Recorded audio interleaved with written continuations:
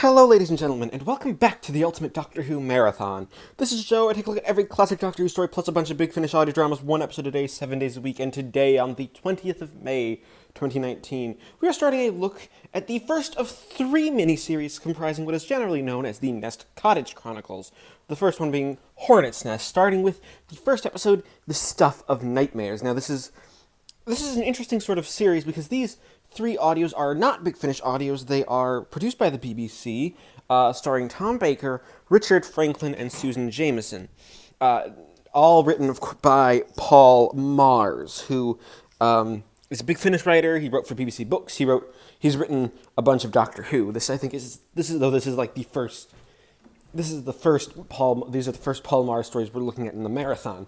Now, starting the Stuff of Nightmares, what's interesting is that the structure of Hornet's Nest, at least, I'm not sure about the others, or at least this first episode of Hornet's Nest, is that the story itself is all told in flashback form from sort of like a companion chronicle, basically where you have the Doctor narrating to Mike Yates this whole sort of idea that there's this alien hive of hornets that have been taking over these stuffed animals, and the poor guy who had been building these taxidermy animals has basically been controlled by the hornets. It's The Stuff of Nightmares is a pun title that, actually referring to real stuffing. The big premise is that there's this cottage called the Nest that the Doctor owns, and he basically put an ad out in the paper for a companion. Basically he was searching out Mike Yates for help. For not necessarily adequately explained reasons. But a lot of this first story is very much the Doctor telling Mike, what he's been up to, where he's going, why he's here. And we have the Doctor, he's almost stuck in this cottage, because it's sort of this entire miniseries, the idea is that the Doctor is already in the middle of an adventure, and Mike Yates is the one coming in to not necessarily save the day, but he is sort of the one to lend a helping hand, because that's what he does. Yates is a fun character. Paul Magrs does a really good job of characterizing the post-Planet of the Spiders Yates. Like, the Doctor and Yates have obviously... There's no hard feelings after the whole invasion of the dinosaurs incident, and there's no real, you get the sense that there is no hard feelings between the two characters. That the Doctor understands what Yates was intending. He wasn't intending to be evil. He thought he was doing what was right. Though what else is perhaps even more intriguing is the character of Mrs. Wibsey, the housekeeper, who is just sort of this, played by Susan Jameson. And she plays Mrs. Wibsey sort of as this, again, very no-nonsense, very, very stoic, very, very contrast to the Fourth Doctor's eccentricities. This is clearly the Fourth Doctor after the invasion of time. He's left Leela. He talks about previous adventures with Leela to Mike Yates, and you get this really good sense that the Doctor is well traveled. That he's also he doesn't like being in this sort of I'm trapped spot. The Doctor is meant to be going out there and saving the day and being actively participating in story events, while sadly that's just not true here. The Doctor is trapped in this house. He doesn't get a big happy ending of he's stuck here, and it's almost it really is dragging the Doctor down. And the story itself is very draggy. It's very simple. It's very much an exposition of, like, here's what the aliens are. Mars does some great imagery, and he is a master of tone. There's a really good sense of, a good solid tone here of the characters being being put on their toes, and you have a good sense of he knows that this is he knows what sort of tone he's going for, and the idea of the hive is a really good one. But again, a lot of the big issues is that this is what's interesting is that he's trying to tell a full story while also making it part one of a bigger story, and just sort of some of the mechanics of that I don't think work out for the best. There are places where this drags because it feels like, oh, we're including this information here because we need to have this information for story purposes. We need to be telling the story. We need to keep the story moving, and keep a plot running whilst really that's not necessarily that's not necessary for the entire episode to work. There probably could have been some time done, but overall, the Stuff of Nightmares, for an hour-long story that sets things up, it's pretty good. It's a good start to the Hornet's Nest series. It leads pretty nicely into the next one. It feels like this is going to be one long adventure. So I'm going to give the Stuff of Nightmares a 7 out of 10. It is the 21st of May 2019, and I just finished listening to The Dead Shoes, the second episode of Hornet's Nest. Now, The Dead Shoes is it's an interesting episode overall, because instead of being because this one, instead of just being a doctor story, we actually get the backstory here from Mrs. Wibsey and why she's so harsh. So apparently she's sort of in league with the Hornets. It's not entirely clear. Part of it's mainly because, as a character, the idea is that Mrs. Wibsey was, was taken over, and the doctor has hypnotized her into being his housekeeper, which has some interesting undertones, but again, Paul Magrs does a good job, because this story is very much it's a story all about ballet. Like, there are these ballet shoes with dead, rotting feet in them. Magrs is able to do some really, really good, gruesome imagery, and then juxtapose it with comedy without really making it feel like there's a bunch of what's known as tonal whiplash. You have, the actual dead shoes being a genuinely creepy concept with genuinely creepy visuals built up in the story, but then juxtaposed with this still being the Doctor cracking jokes and, being the Fourth Doctor. There's a lot here to enjoy. Tom Baker is giving a great performance here. He knows what he's doing. He's very much on fire. He's going away at being the Doctor.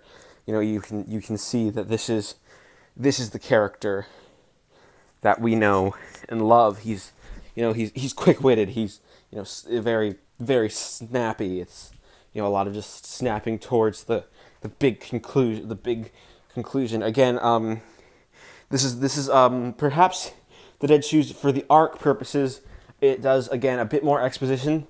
It builds the idea that the Doctor and the Hornets aren't meeting in the right order. And it seems like, oddly enough, that the Doctor seems to be telling his story to Mike Yates backwards. He started with the penultimate, and then this one is sort of one of the first. And it's an interesting way of telling the story. I think it's more of Paul Magrs doing more a sort of dramatic license type thing. He's basically trying to build up the story around the Hornets as the Doctor, basically as to best have the audience learn about it. It's a really good dramatic sort of twist device type thing that works really well. Also, you have the Doctor having really good chemistry with the ballerina in the story, and there's this big use of music, specifically Tchaikovsky's Nutcracker Suite here, that really does give it really gives a good sense of what what the characters are going through. Where you would just have occasionally just the Doctor doing a bunch of stuff himself. He's very much still the Doctor. There's still just the real big sense that the Doctor here is the Doctor we all know and love. They do. Paul Magrs does a really good job of building things up. Also, you have some really creepy imagery, and the idea of ballet is really good. And unlike, say, the stuff of Nightmares, where there was genuinely some stuff that was a bit too, we're trying to do, you know, whether they're trying to do a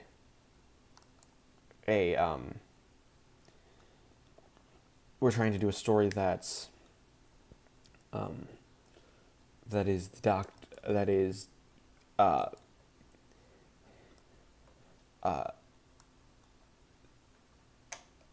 is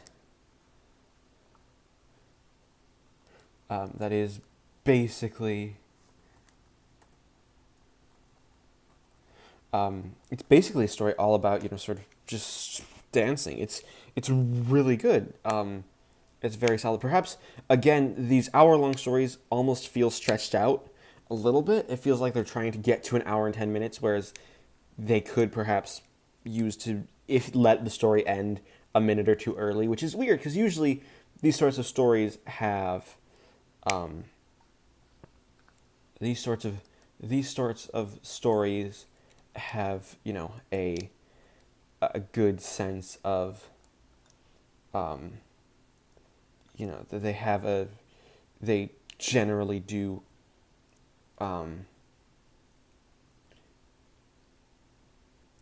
they do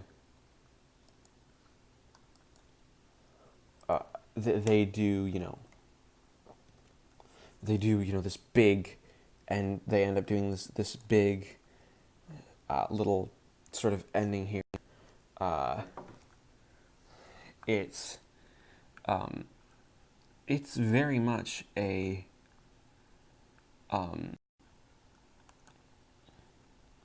it's a story that you get a good sense of what the Doctor is going for, and what really what really goes on. It's a solid story. So overall, I'm going to give The Dead Shoes an 8 out of 10.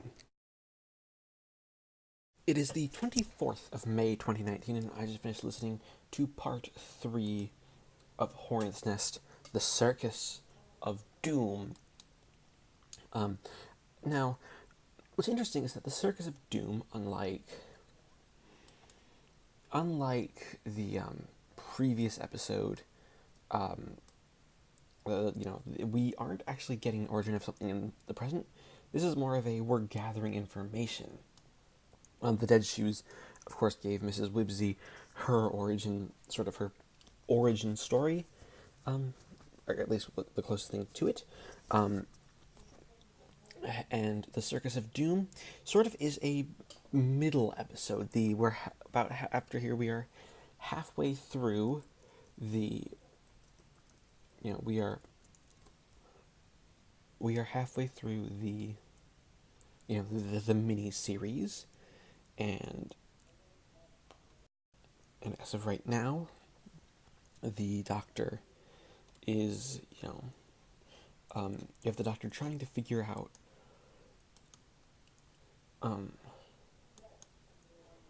is that it's one of those. This is a story where we sort of go back to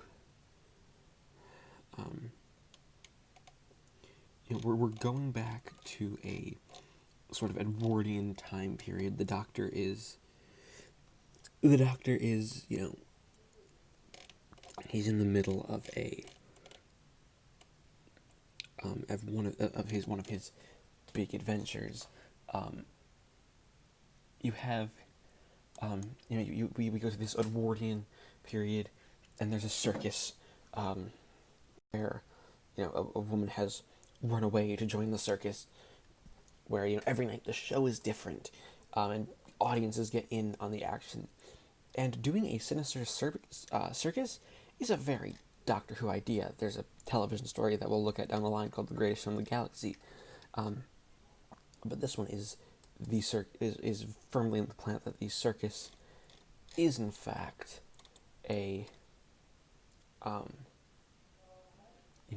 it is in fact one of those stories that is is a story that is built upon the circus being evil. Like, you have, it's not an alien circus, it's a traditional circus that is just generally full of quote unquote people who are evil. There's an evil presence here, and said evil presence is of course the Hornets. And what's interesting is that this is a story where the Doctor sees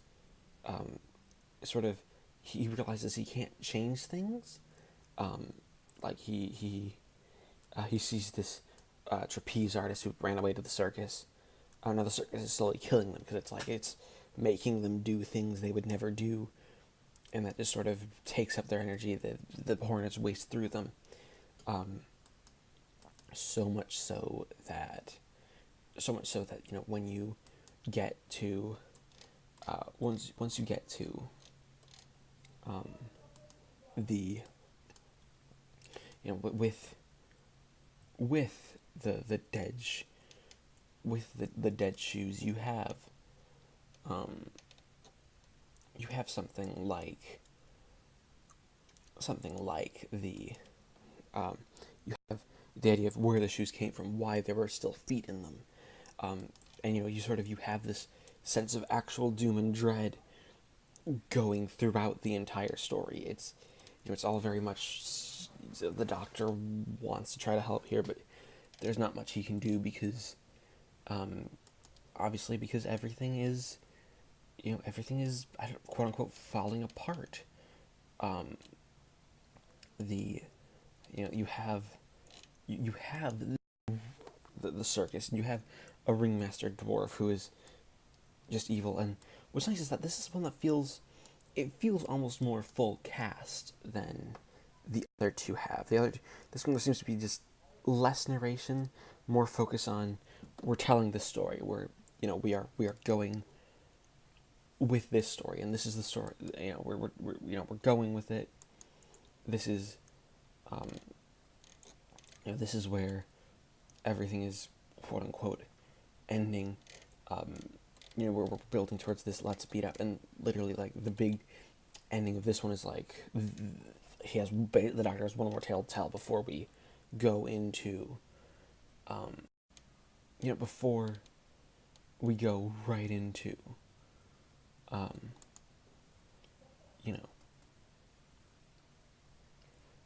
before we go right into the big finale of the miniseries. This is sort of the middle tale, and it sets it up. But also you have just a lot of these characters. This woman who goes off to the circus is definitely, she's a really, sad. It's really quite sad, because she,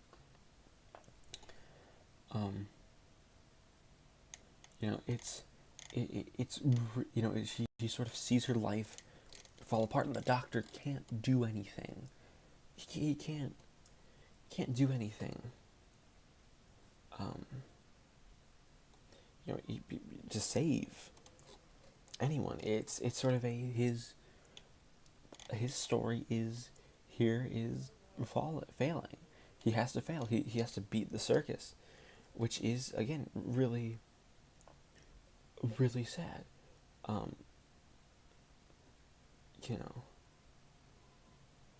And as a story, you really feel for him. So the Doctor is in a hard place. The biggest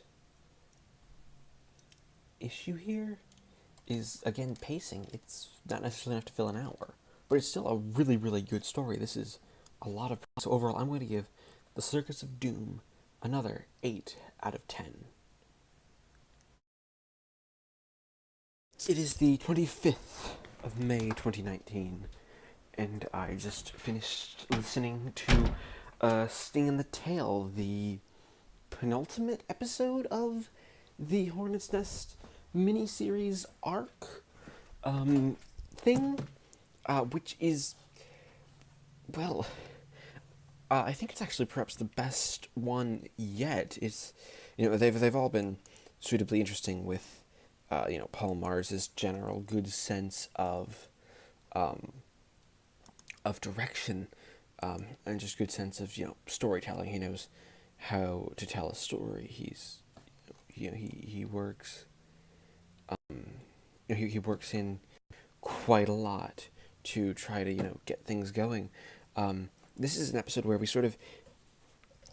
we make all the connections with sort of the previous 3 episodes, because with the Sting in the Tail, you have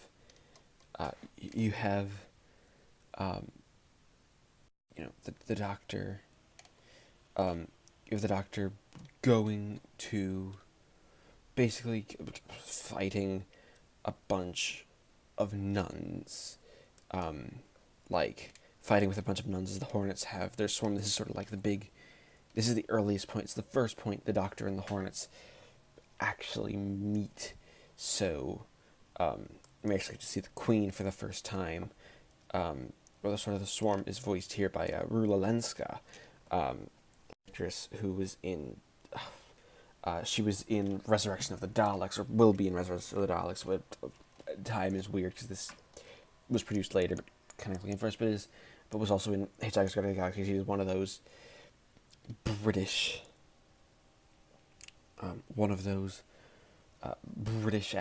actresses who are generally well known.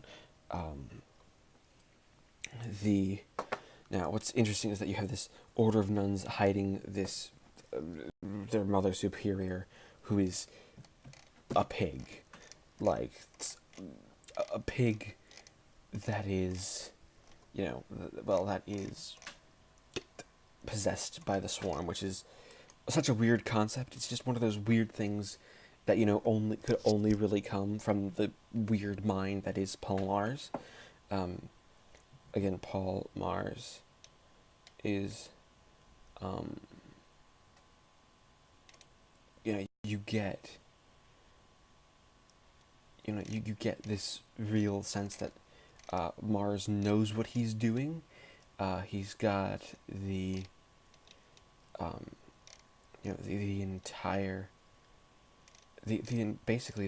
story building itself up around this, this nun, and secluding it, and the Doctor trying his best, obviously, to save these nuns from the swarm, and convince them, no, you've got to let me take it away. It eventually, about the halfway point, it gets into the TARDIS, and in getting into the TARDIS, it basically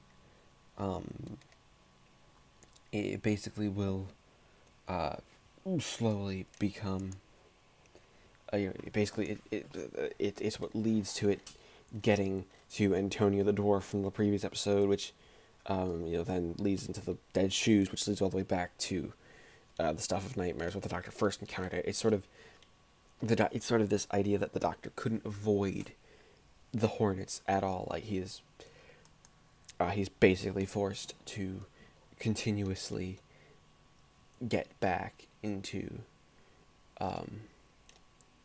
get back into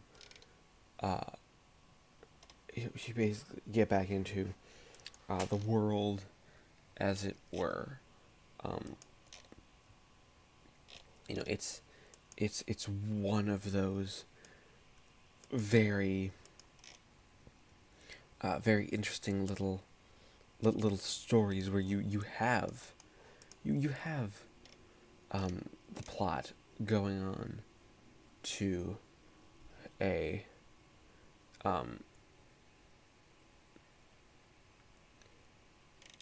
you have the plot going to this big thing, like you have this big ending where it's morning, the doctor and Mike have survived the night, and you have Mrs. Wibsey at the door, and there's this idea that she might still be possessed, which I think is just really well, it's a really well executed sort of, it's not really a twist, but it is but it is most definitely, one of those sort of ideas that's where we're leading here. We're not, we don't have the definite answer that, yeah, he's,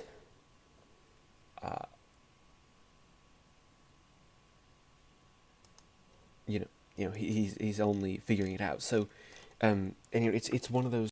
The story builds to this. It's a very well thought out story, and it really it only suffers from perhaps being a bit predictable in places. But you have Paul Magrs' amazing script and amazing talent at writing a script like this. You really see what's going on. So overall, I'm going to give A Sting in the Tail a 9 out of 10. All right, it is the 26th of May 2019, and I just finished listening to the Hive of Horror, the big conclusion to Hornet's Nest. Now, I think Hive of Horror really shows just how much this story has been building to a solid conclusion. You have Mike Yates being taken over, Mrs. Wibsey turning out not to be, evil. You have everything really coming together to sort of give you this big grand finale for all the characters being, having ended here.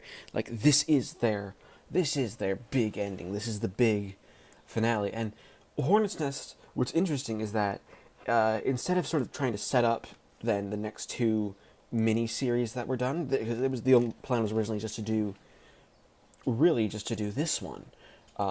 So this mini-series is basically there, and it's the only one there. So there's no real there's no real big sort of cliffhanger ending.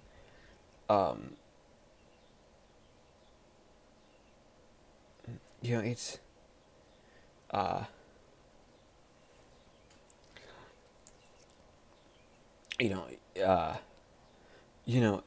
it's a clear final ending. The Hornets are defeated.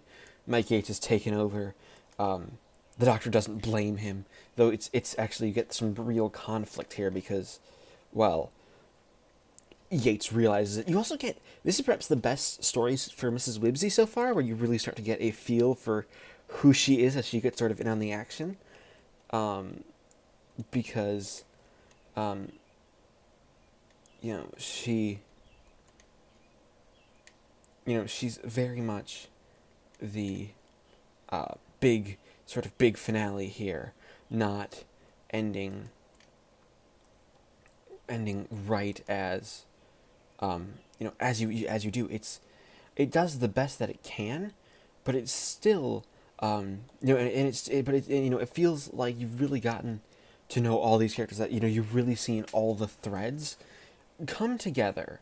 You have the all the characters built into their sort of into their roles as as characters. You have everyone ending up essentially not pretty much everyone's ended up dead, The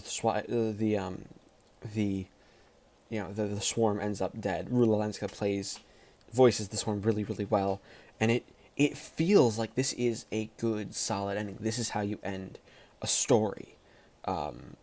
It's just, honestly, it is amazing. Paul Magrs does a really good job. You have Tom Baker's having the time of his life, and Richard Franklin is really good. And you feel like this is a good ending. I can't recommend this one enough. I'd have to give Hornet's Nest Hive of Horror a 10 out of 10. And of course, as always, we average up the 5 episode scores to give Hornet's Nest a final score of 8.4 out of 10. Thank everybody for watching this installment of the Ultimate Doctor Who Marathon. As always, please leave a like, comment, and subscribe if you haven't already. Subscribe if you haven't already, and join us next time when we start the second mini. We do the second Paul Magrs written miniseries, Demon Quest.